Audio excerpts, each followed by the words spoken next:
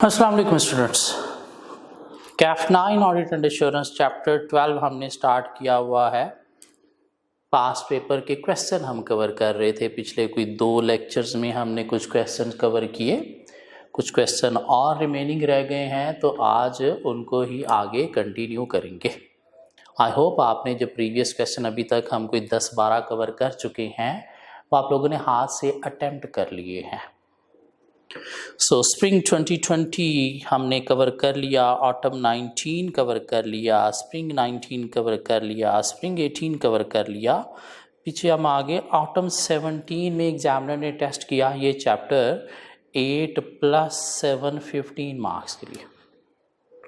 15 marks, good 15 marks.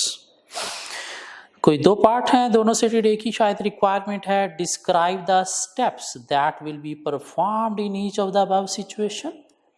ऊपर कुछ situations हैं पार्ट ए में, पार्ट बी में, तो आपने क्या करना है, स्टेप्स लिखने हैं। स्टेप्स में प्रोसीजर्स, कैसे आप चेकिंग करोगे, क्या आप वेरिफिकेशंस करोगे। And discuss the possible implication of the above on audit report, और ऑडिट रिपोर्ट के ऊपर इम्प्लीकेशन इम्पैक्ट भी बताना है। Drafting of audit report is not required, audit report की वर्डिंग नहीं लिखनी आपने। तो शायद हम ऑलरेडी इस तरह का क्वेश्चन कवर कर चुके हैं। सिर्फ क्या होगा मेरे ख्याल से सिनेरियो के अंदर इशू की नेचर डिफरेंट होगी। देखते हैं क्या है। So you are the audit partner of the firm and your manager has highlighted the following matters. Part A for 8 good marks, 8 अच्छे नंबर है। The profit before tax of Tariq Limited TL for the year ended 30th June 2017, year ended 30th June 2017 is ₹790 million। उसने start में profit की figure दे दी। इसमें materiality इसके अंदर calculate करके हमें बताना पड़ेगी कि मैटर मटीरियल है या नहीं है। TL provides a 3-year warranty to its customer. Company क्या करती है, अपने कस्टमर को वारंटी प्रोवाइड करती है। जब वारंटी प्रोवाइड की जाती है तो आपने वारंटी की प्रोविजन रिकॉग्नाइज करना होती है पर IAS 37। खैर देखते हैं क्या हो रहा है। And has made provision of ₹80 million in this regard, और 80 मिलियन की प्रोविजन भी रिकॉग्नाइज की हुई है। तो 80 मिलियन 790 मिलियन के साथ कंपेयर करके देखें तो हम मटीरियलिटी कैलकुलेट करके बता सकते हैं मैटर मटीरियल है या नहीं है। क्या ख्याल है, कैलकुलेट करके ज़रा देखेंगे कितनी बनती है मटीरियलिटी इसकी। ऑटम 17 के क्वेश्चन की अगर हम मटीरियलिटी चेक करें तो कितने % ये जो है वो बनता है प्रॉफिट का, तो शायद 10% के करीब ही बनता है। Enhance material, okay. The management carries out the computation internally. हाँ, मैनेजमेंट ने वो जो प्रोविजन की 80 मिलियन रिकॉग्निशन की है वो इंटरनली कैलकुलेशन की है। और इसलिए कंपनी की मैनेजमेंट ही देखती है कि कितने को हमारे पास वारंटी क्लेम आ सकते हैं, उतनी के अमाउंट की प्रीमियम रिकॉग्नाइज कर देती है। हाँ, हमने देखना होता है कि वो अमाउंट जो है वाकई ही एप्रोप्रिएट है या नहीं है, उसमें कोई अजम्पशन यूज़ की गई है तो अजम्पशन रीजनेबल है या नहीं है। हाँ, अगर कोई एक्सपर्ट वैल्यूएशन है तो किसी एक्सपर्ट को भी हम कंसिडर कर लेते हैं। खैर देखते हैं। The process is complex and based on various assumption. हाँ, प्रोसेस कॉम्प्लेक्स है और वेरियस अजम्पशन पे भी बेस करता है। Okay, therefore your firm has appointed an expert after following all the necessary procedures for assessing the competence, capability and objectivity of the expert। और value निकालना complex था, assumption पे बेस था। तो हमने फर्म ने, ऑडिटर ने क्या किया, कोई एक्सपर्ट को इंगेज किया और एक्सपर्ट की हमने कंपिटेंस, कैपेबिलिटी एंड ऑब्जेक्टिविटी जो है वो चेक कर ली है। क्या ख्याल है, तो पहले मटीरियलिटी बता दी, फिर बात करेंगे पर IAS 37 क्या चाहिए, प्रोविजन चाहिए regarding warranty provision which company has recorded, और वैल्यूएशन के लिए हमने क्या किया, एक्सपर्ट को कंसल्ट किया है। तो एक्सपर्ट को अगर हम बात करें चैप्टर 11 में अगर थोड़ा सा हम जाएँ, एक्सपर्ट से रिलेटेड हमने क्या चीज़ें चेक करना होती थी। क्या सिर्फ हमने कंपिटेंस ही असेस करनी है? नहीं, हमने कुछ और चीज़ें भी देखनी थी एक्सपर्ट की। क्या हमें देखना चाहिए, क्या एक्सपर्ट की सोर्स डाटा वो जो यूज़ कर रहा है वो एक्यूरेट, कंप्लीट, रेलेवेंट है या नहीं, ये भी हमें वैल्यूएट करना चाहिए।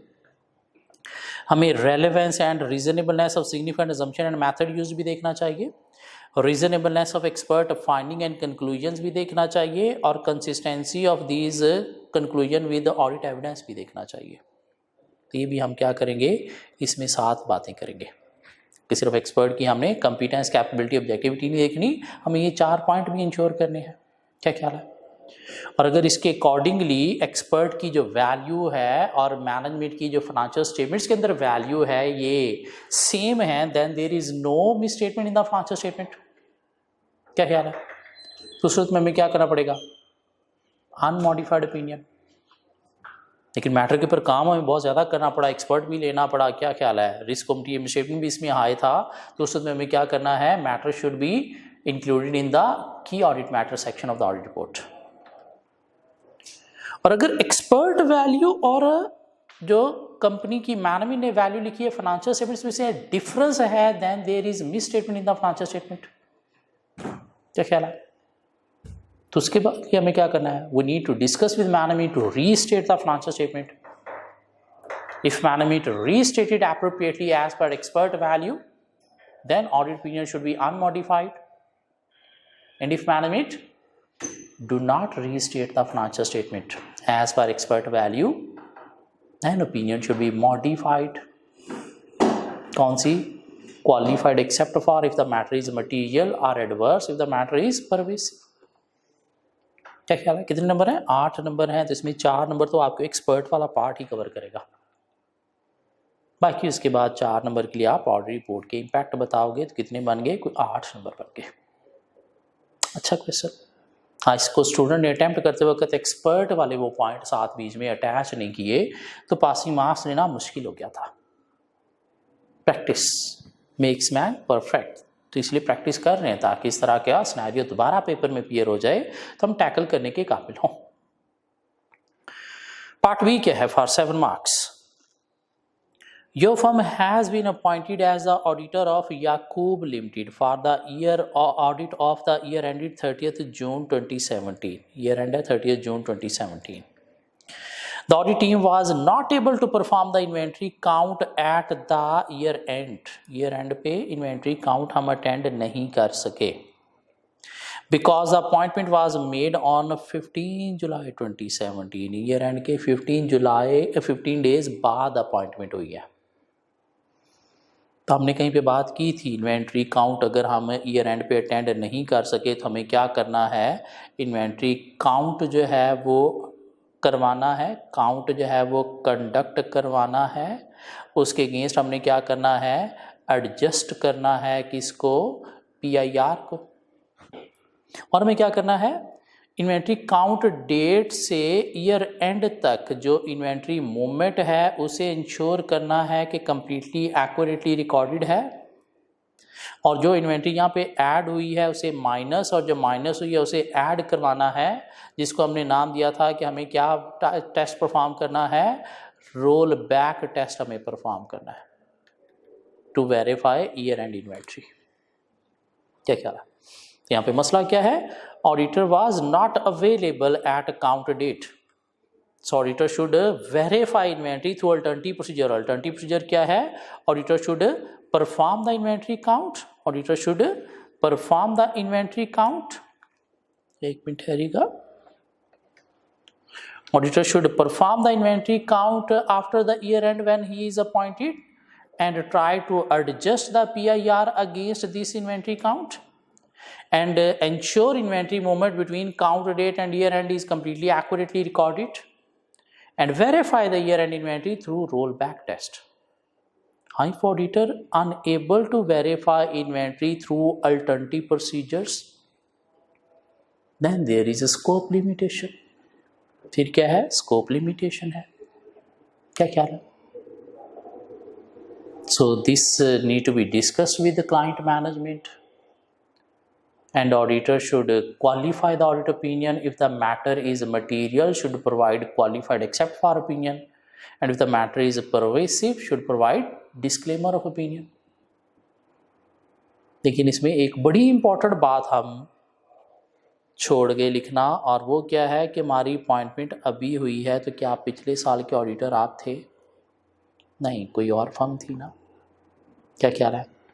तो this should be highlighted through other matter paragraph that previous year financial statements were audited by any other firm. जब भी ऑडिट रिपोर्ट के क्वेश्चन में पता चले कि आपने अपॉइंट हुए ऑडिटर, तो ऑलवेज आपने अदर मैटर वाला पॉइंट लिखना ही लिखना है। Other matter paragraph should be included in the audit report to highlight that previous year financial statements were audited by any other firm. Clear होती बात। तो 7 नंबर के लिए ये भी आंसर दिया जा सकता है। 7 मार्क्स बड़े अच्छे मार्क्स हैं। 7 नंबर की बातें करोगे, इंसाफ करोगे क्वेश्चन के साथ, तो आपके साथ में इंसाफ होगा। और ऑडिट के पेपर में हमने पेपर पास नहीं करना, हमने एक एक क्वेश्चन का एक एक पार्ट पास करना है पेपर में बैठते हुए, अटेम्प्ट करते हुए। इस तरह से आंसर देना है कि यहाँ से मुझे पासिंग मार्क्स लेके ही उठना है। कुछ क्वेश्चन होंगे जहाँ से शायद आप पासिंग मार्क्स भी नहीं ले सकोगे, लाइक 1-2 नंबर लोगे आउट ऑफ 7। हाँ, कुछ क्वेश्चन ऐसे होंगे जहाँ पे आउट ऑफ 7 6 मार्क्स भी लोगे तो वो फिर उसको कवर कर जाएंगे। कैसे कवर करेंगे? जब प्रैक्टिस अच्छी होगी। प्रैक्टिस अच्छी होगी, आधा पेपर ऑलमोस्ट पास पेपर में से ही होगा। वैसे सिनेरियो आपने ऑलरेडी प्रैक्टिस किए होंगे। हाँ, आधा पेपर कुछ नई रिक्वायरमेंट, कुछ नई स्टोरी होगी, तो वो आप अगर प्रैक्टिस की हुई है तो वो भी टैकल कर लोगे। लेकिन वो जो आधा ऑलरेडी प्रैक्टिस किया हुआ है, एटलीस्ट वो तो हमें 100% अच्छा अटैम्प्ट करके वहाँ से तो हमें अपना पेपर सिक्योर करना ही करना है। इसलिए प्रैक्टिस बहुत इंपॉर्टेंट है। उससे पीछे गए तो स्प्रिंग 17 में एग्जामिनर ने टेस्ट किया ये चैप्टर 4+2 6+4 10 मार्क्स के लिए। Part A B C 3 different parts हैं, सेपरेट मार्क्स हैं। करना क्या आपको? Discuss the possible impact on audit report. Audit report पे इम्पैक्ट बताना है and specify the procedure if any which you would undertake in the above situation. और साथ के प्रोसीजर भी परफॉर्म करने हैं तो वो भी आपने बताने हैं। क्या ख्याल है? 10 मार्क्स के लिए। You are the audit partner in a firm of chartered accountants. Some of the audits are in the finalization stage and presently the following matters are under your consideration. तो पार्ट ए को हमने deal करना है कितने marks के लिए? 4 marks के लिए। देखते हैं क्या। The management of Sony Limited has changed its revaluation recognition policy. कि revenue recognition policy, revenue recognition policy. As the audit engagement partner, you are satisfied with the accounting and disclosures relating to the change in accounting policy. Further, the impact of the change is significant. तो company ने अपनी revenue recognition policy change की है, आप उससे satisfy हो, लेकिन उसका इम्पैक्ट जो है वो सिग्निफिकेंट है। क्या ख्याल है? तो क्या करना आपने? प्रोसीजर बताने हैं, ऑडिट रिपोर्ट पे इम्पैक्ट बताना है। तो क्या करना चाहिए? We need to check the revenue recognition policy is consistent with the industry average as well as management assumptions are reasonable. क्या ख्याल है? तो ये हमें चेक करना है और फिर देखना है कि if auditor is satisfied with the treatment then financial statements is not materially misstated. उस सूरत में audit opinion should be unmodified. If auditor is not satisfied with the accounting, then audit opinion should be qualified. In case of unmodified opinion, the matter should be referred to the key audit matter section of the audit report as it is significant and required more work during the audit. क्या ख्याल है? तो unmodified opinion भी देनी है, लेकिन साथ की ऑडिट मैटर सेक्शन में भी हाईलाइट करना है क्यों सिग्निफिकेंट है, इसके ऊपर हमने काम भी ज़्यादा किया होगा। 4 नंबर। क्या ख्याल? एक पार्ट भी है, part 2 marks. There is a legal dispute between Marvi limited and one of its customer. In this regard, the legal advisor has confirmed the stance of the management, stance means position, in a meeting with you. However, he has refused to provide a written confirmation thereon. इन oral confirmation में तो उसने कह दिया जी management जो कह रही है बिल्कुल ठीक कह रही है, लेकिन रिटर्न कन्फर्मेशन नहीं दी उसने। तो ऑरल कन्फर्मेशन क्या है? लायबल सोर्स ऑफ एविडेंस नहीं है। तो क्या रिटर्न एविडेंस हमें रिक्वायर करना है किसी लॉयर से? If there is no written evidence then this lead to scope limitation. तो क्या करना चाहिए हमें? Audit opinion should be qualified, modified, qualified with except for opinion if the matter is material, or disclaimer of opinion if the matter is pervasive. 2 number छोटा सा answer देना।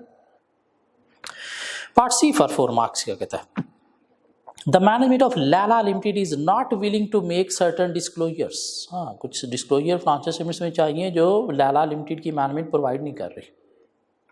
The management is of the view that these disclosure will not add any value to the financial statement. इतनी important नहीं है। Further, the information required to make these disclosure cannot be compiled before the deadline for the completion of the audit or audit भी near to complete है, तो वो कहते हैं जी कि इनको compile करना पड़ेगा, इनसे related recording करना पड़ेगी, तो उसमें time लगेगा, audit फिर late हो जाएगा। So as per accounting standard disclosure जो भी नेसेसरी हैं, रिक्वायर्ड किए गए हैं, वो फाइनेंशियल स्टेटमेंट्स में होने चाहिए, नहीं हैं तो ये क्या है, material misstatement in the financial statement. So क्या करना चाहिए हमें, we need to discuss with management regarding providing completeness of disclosure in the financial statements, and we need to request management for the delay of the audit completion so that disclosure should be appropriately provided in the financial statement. If management still refuse to provide disclosure, then audit opinion should be modified, qualified except for if the matter is material, or adverse opinion if the matter is pervasive. क्या ख्याल है, 4 number के लिए बातें की जा सकती है, इजी क्वेश्चन था, क्या ख्याल है। चलते हैं आगे। स्प्रिंग 16 वाला क्वेश्चन हमने कवर कर लिया, ऑटम 15 वाला भी हमने कवर कर लिया प्रीवियस लेक्चर में, स्प्रिंग 13 वाला कवर करना रहता है। सो स्प्रिंग 13 में एग्जामिनर ने टेस्ट किया 4 + 5 9 + 3 12 मार्क्स के लिए चैप्टर। देखते हैं क्या टेस्ट किया for 12 good marks. Discuss the impact of each of the above matter on the audit report. Audit report के ऊपर इम्पैक्ट बताना है आपने, ऊपर 3 इश्यूज हैं उनका। The following situation have arising on different clients of your firm, mean हमारी firm के डिफरेंट क्लाइंट से रिलेटेड जो है ये इश्यूज हैं। The year and in each instance is 31 दिसंबर 2012, और ईयर एंड तीनों क्लाइंट के लिए क्या है, 31 दिसंबर 2012। पार्ट ए को 4 मार्क्स के लिए हमने डील करना है, देखते हैं। In November 2012, Wazir Limited WL entered into a 5-year contract with Saphir Limited SL for supply of specific parts. Company WL SL के साथ कोई पार्ट्स की सप्लाई के लिए कॉन्ट्रैक्ट में गई। The supply was on to commence on 1st April 2013. Year and 31 दिसंबर है और सप्लाई कब कमेंस होनी है, 1st April 2013 में। In December 2012, WL purchased plant and machinery specifically for the contract with SL at a price of 150 million with useful life of 5 years. और company ने ये जो सप्लाईज देनी है प्रोडक्ट ये प्रोड्यूस करने के लिए दिसंबर में अपना एक 150 मिलियन का प्लांट बाय कर लिया, जिसके थ्रू ये प्रोडक्ट प्रोड्यूस होकर सप्लाई जाएंगे आगे। Okay. However, in January 2013, SL incurred heavy losses in a natural disaster and went into liquidation, और SL जो है वो जनवरी में मार गया, लिक्विडेट हो गया। During 2012, sale to SL amounted to rupees 5 million and the amount receivable from SL at the year end was 450,000 rupees। हाँ, ईयर एंड पे जो बैलेंस था उसकी तरफ रिसीवेबल वो 450 का था पिछला कोई, और 5 मिलियन की पिछले सालों में सेल हुई है। क्या ख्याल है, तो 450 अगर तो रिलेट था किस चीज़ से related, receivable mention in the financial statement से रिलेटेड, तो फिर ये क्या है, post year end adjusting event है, that need to be adjusted in the financial statement requiring provision for doubtful debts. और 450 को अगर हम मटीरियलिटी कैलकुलेट कर सकें तो मटीरियलिटी भी हम बता सकते हैं कि मटीरियल है या नहीं है। क्या ख्याल है, साथ क्या कहता है, for the year ended 31 December 2012, WL has earned profit before tax 125 million, the turnover was 900 million and net assets 1.2 million. तो पहली बात तो ये 450 की बात कर लें तो ये एडजस्टिंग इवेंट है, प्रोविजन रिक्वायर है, और उसकी कैलकुलेशन हम दे देंगे प्रॉफिट के साथ कि मटीरियल है या नहीं। तो 125 मिलियन और 450,000 को अगर हम कंपेयर करें तो मटीरियलिटी कैलकुलेट की जा सकती है कि कितने % बनता है।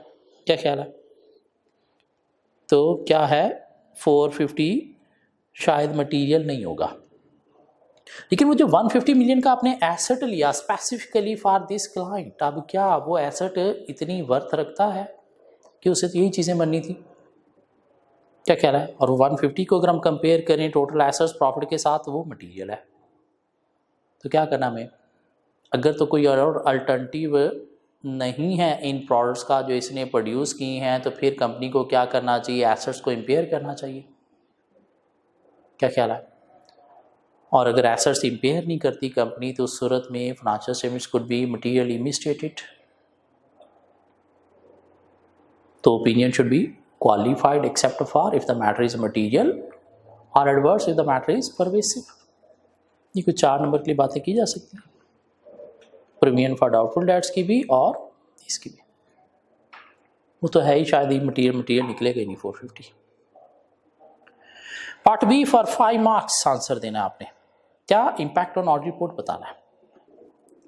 As the auditor of Miyawari Tracking Company Limited (MTCL), you have noticed that proper cash books has not been maintained by the company. Books of accounts maintain नहीं किए गए, अदर रिपोर्टिंग रिक्वायरमेंट में मेंशन करेंगे, लेकिन देखते हैं अभी report क्या है।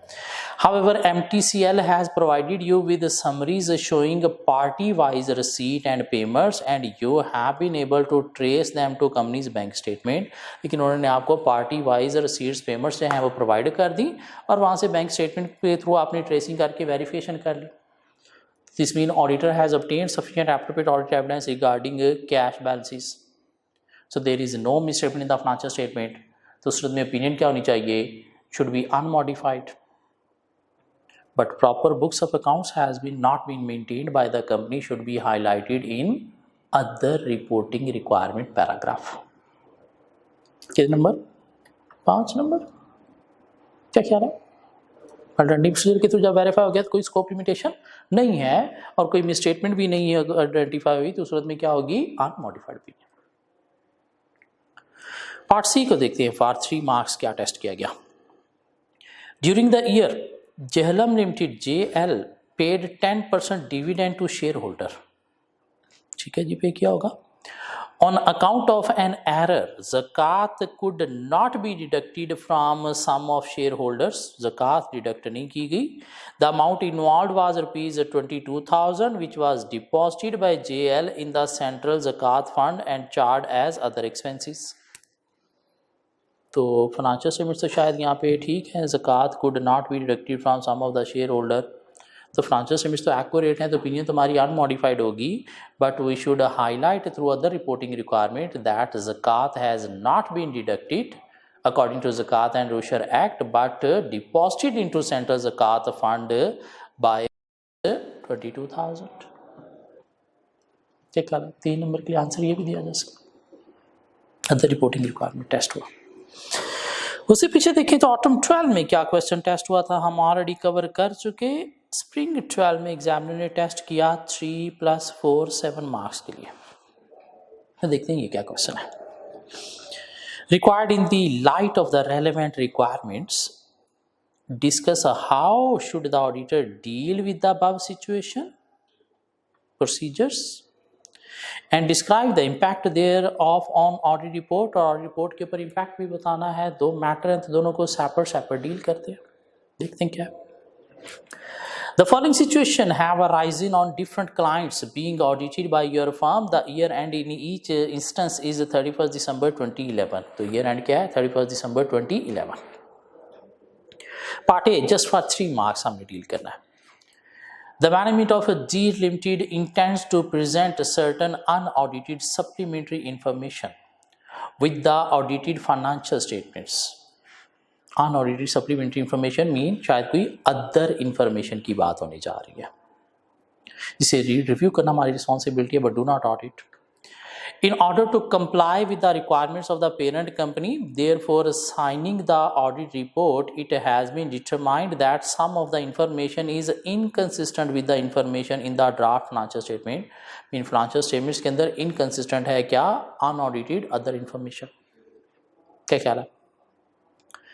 So क्या करना चाहिए हमें? पहले तो मैनेजमेंट से जो है वो डिस्कस करना चाहिए क्या, टू रीस्टेट दिस या to correct this inconsistency between financial statement and other information. फिर ऑडिटर को क्या देखना चाहिए? अगर इनकंसिस्टेंसी है तो auditor should verify that financial statements are accurate, and if errors are found in financial statement, other information is accurate, then audit opinion should be modified. And if errors are found in other information but financial statements are accurate, then audit opinion should be unmodified. But other information is wrong, this should be highlighted in other information paragraph in the audit report that there is material misstatement in other information. क्या ख्याल है? पहले management को कहेंगे कि errors correct करें, अगर वो करेक्ट नहीं करते तो फिर हमें देखना है कि इधर एरर इन फाइनेंशियल स्टेटमेंट है या अदर इन्फॉर्मेशन है। क्योंकि अगर एरर इन फाइनेंशियल स्टेटमेंट है तो फाइनेंशियल स्टेटमेंट्स के ऊपर तो हमारी ओपिनियन मॉडिफाई होती है। हाँ, अगर एरर इन अदर इन्फॉर्मेशन है, फाइनेंशियल स्टेटमेंट्स ठीक है, देन ओपिनियन अनमॉडिफाइड। लेकिन ये अदर इन्फॉर्मेशन रॉन्ग है तो ये कहाँ पे हाईलाइट करेंगे? In other information paragraph stating that there is material misstatement in other information. क्या ख्याल है? 3 नंबर किसने अदर इन्फॉर्मेशन पैराग्राफ टेस्ट किया यहाँ पे? ये जब का क्वेश्चन है तब ये बात अदर मैटर पैराग्राफ के थ्रू होती थी, इसलिए पास पेपर में अगर कहीं पे आंसर में अदर मैटर लिखा हो तो वो अब गलत हो गया, उस वक्त ठीक था। क्यों? 2016 में ये अदर इन्फॉर्मेशन पैराग्राफ की बात आई है, इसलिए अब ये अदर इन्फॉर्मेशन पैराग्राफ के थ्रू हाईलाइट होगा। ठीक हो गया? रिसेंट पास में एग्जामिनर ने इसके ऊपर कोई क्वेश्चन टेस्ट नहीं किया हुआ। पार्ट बी फॉर 4 मार्क्स क्या कहता है? Malakand Industries Limited MIL is engaged in the supply of customized machinery to textile manufacturers. Company textile manufacturers को मशीनरी बना के सेल करती है। On 18 February 2012, one of its customer who owed rupees 9.6 million went into voluntary liquidation. और 18 फरवरी 2012 को company का कोई customer जो है वो लिक्विडेशन में चला गया। तो देखना है प्रीमियम फॉर डाउटफुल डेट्स चाहिए या नहीं चाहिए। ईयर एंड भी नहीं पता क्या है। क्या ख्याल है कि ईयर एंड बताया उसने? यस, 31 दिसंबर उसने बताया हुआ है। Okay, in addition to the above amount a job was in progress on behalf of the customer and on which MIL has already spend rupees 13.9 million. और कोई जॉब चल रही थी जो इसी कस्टमर से रिपोर्ट देनी थी, यहाँ पे 13.9 मिलियन की इन्वेस्टमेंट भी हुई है। Okay, the debtor has refused to make a provision against the debt on the ground that the liquidator was appointed after the balance sheet date, and they have also refused to make any provision in respect of the work in progress as they are planning to sell the machinery being manufactured to another customer for 15.7 million rupees. Okay, the profit after tax of MIL is rupees 85 million. The materiality level is 10% of the profit. अब हमें देखना है कि year and 31 दिसंबर था और ये सारी चीज़ें 18 फरवरी को हुई हैं। तो अगर तो ये बैलेंस जो है रिसीवेबल वाला 9.6 मिलियन वही डूबा है जो ईयर एंड पे लिखा हुआ था, तो फिर ये post balance sheet adjusting event है पर IAS 10 should be adjusted in the financial statements requiring provision. और 9.6 मिलियन दिस % ऑफ प्रॉफिट जो है एंड हैंस मटेरियल भी है 85, 9.6 अल्टीमेटली 10% से ज़्यादा है। क्या ख्याल है? इसलिए इस मैटर को हम सेपरेट डील कर लेंगे। If management do not provide the provision then financial statements are materially misstated requiring modified opinion. अब बात करेंगे कि वो जो 13.9 मिलियन से कंपनी ने जो है वो कोई इन्वेस्टमेंट एसेट में की हुई है, ये क्या है? Post balance sheet non adjusting event, adjusting नहीं है। क्या ख्याल है?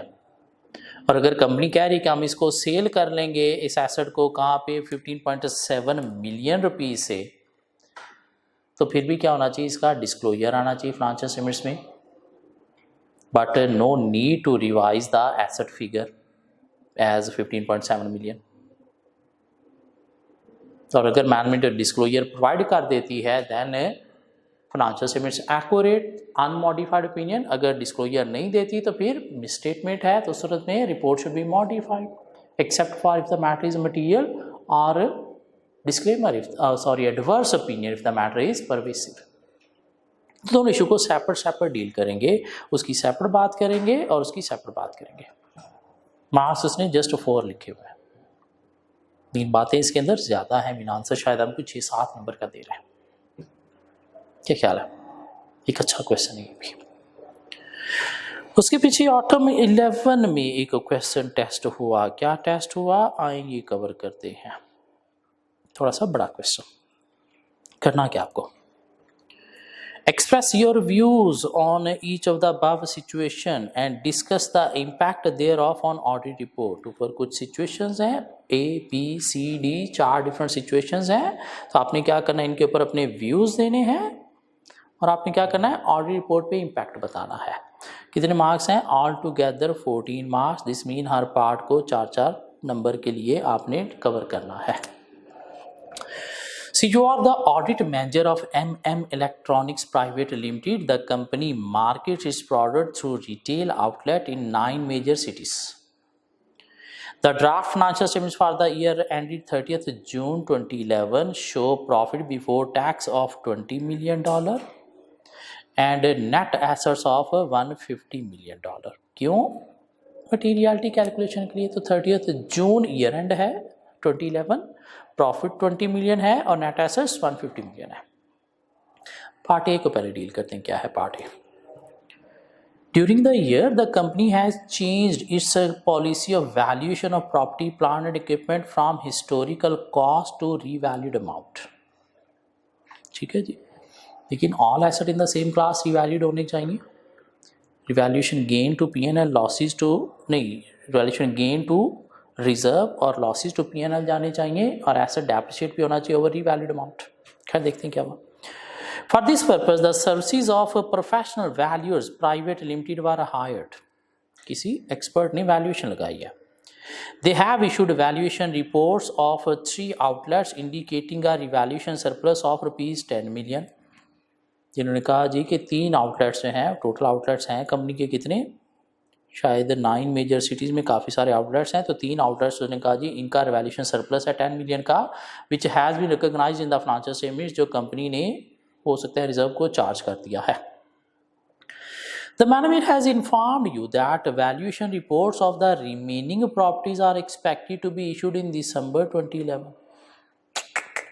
ईयर एंड क्या था? 30th जून। तो 3 प्रॉपर्टी को तो उन्होंने कहा जी अभी हमने रिवैल्यूएट करके गेन लिख दिया है, बाकियों को हम दिसंबर में रिवैल्यू करेंगे। तो क्या ये चीज़ अलाउेबल है? नो। पर IA 16 all asset in the same class should be revalued और all should remain at cost basis. No selective revaluations are allowed. तो क्या करना चाहिए हमें? We need to discuss with management. क्या? either to revalue all asset or to reverse the revaluation effect of 3 properties included in the financial statement। और कितना उनसे gain आपने लिखा है 10 मिलियन का, और 10 मिलियन को अगर आप 20 मिलियन के साथ कंपेयर करें तो 50% of profit and hence highly material. क्या ख्याल है?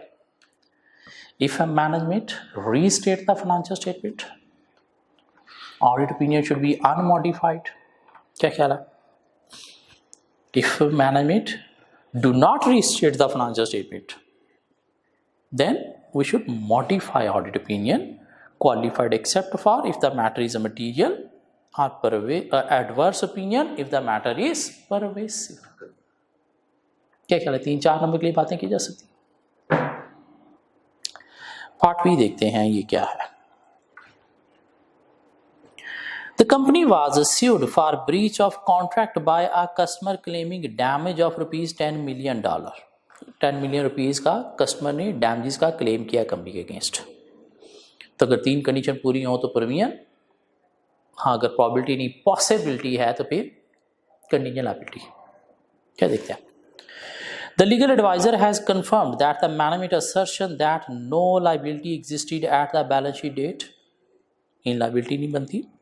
However, while reviewing the customer's file, you found an email from the manager legal department addressed to the chief executive in which he has opined that the company will have to pay at least 50% of the damages claimed।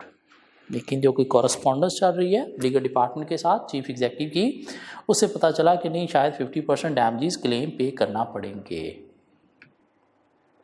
So if the matter meeting a condition of provision like present legal constructive obligation for past event, probability of future economic outflow, and amounts can be measured liably, then provision should be created. Otherwise the matter should be disclosed as contingent liability. 10 million की materiality भी दी जा सकती है, किसके साथ, profit के साथ, और हाईली मटीरियल भी है। क्या ख्याल है? So we need to discuss with management regarding accounting treatment of the matter. If provision or contingent liability required is appropriately accounted for or disclosed in the financial statement, then audit opinion should be unmodified. क्या ख्याल है?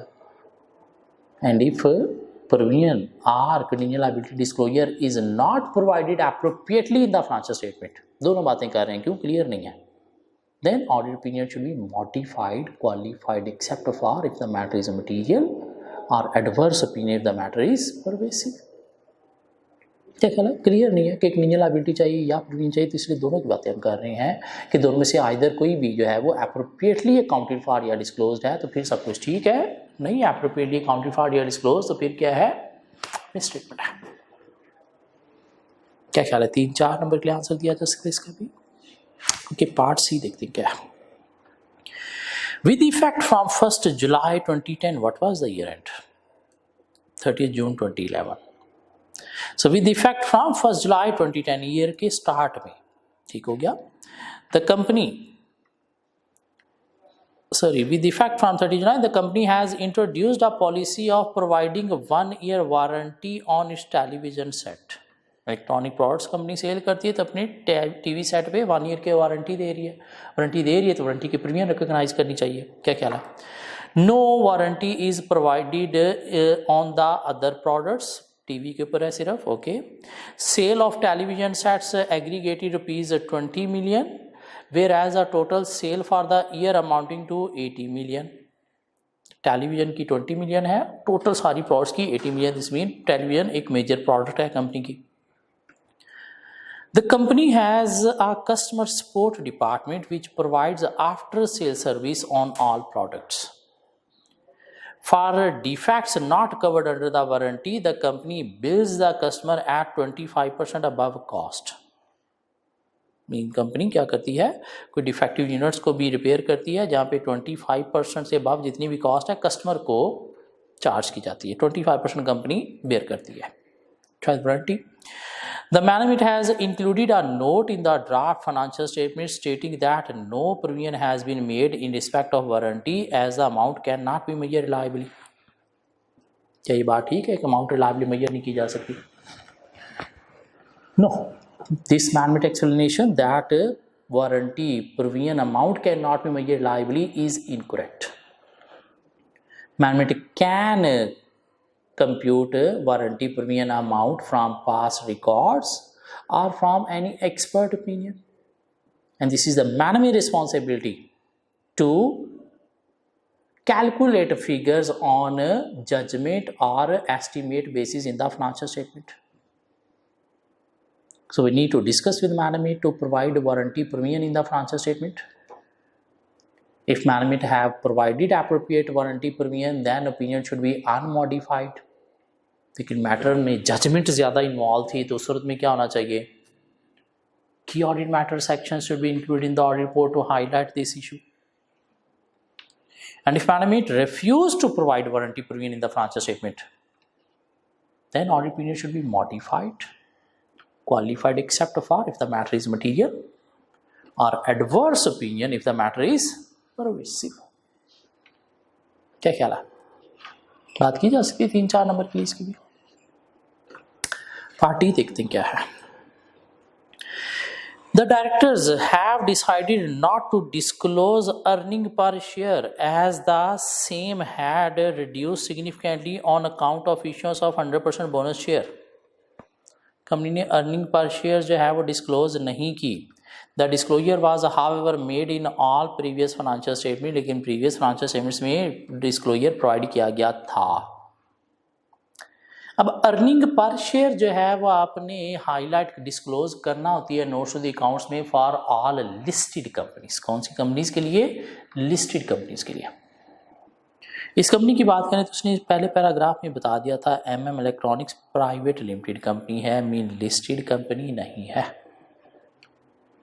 तो बात करेंगे this companies are private rather than listed and for unlisted company disclosure of earning per share is not required,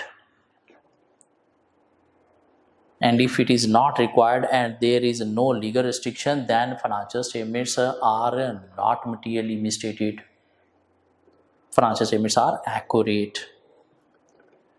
क्या ख्याल है? तो सूरत में क्या करना चाहिए हमें?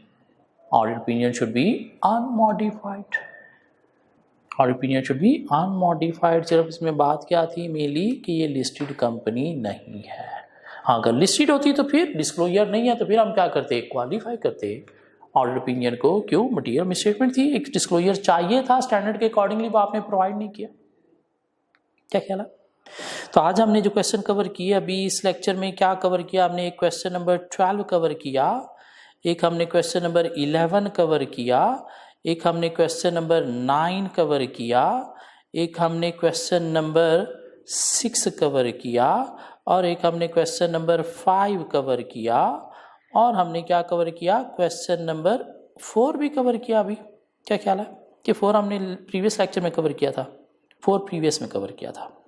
सो ये 5 से ऑनवर्ड जो है वो हमने कवर किए कहाँ तक? अंटिल क्वेश्चन 12 तक। तो प्लीज़ कोशिश करना है ये क्वेश्चन आज ही आपने साथ ही अटेम्प्ट कर लेने हैं। हाँ, कुछ क्वेश्चन और रह गए हैं छोटे छोटे इस चैप्टर में, 5-6 और, तो होपफुली नेक्स्ट लेक्चर में वो कवर करके हम इस चैप्टर को वाइंड अप कर देंगे। और मैं उम्मीद करता हूँ तब तक ये क्वेश्चन जो आपने अब तक कवर कर लिए हैं ये आप हाथ से अटेम्प्ट कर लोगे। So see you guys in next lecture, जो कि हमारा लास्ट लेक्चर होगा ऑफ चैप्टर 12।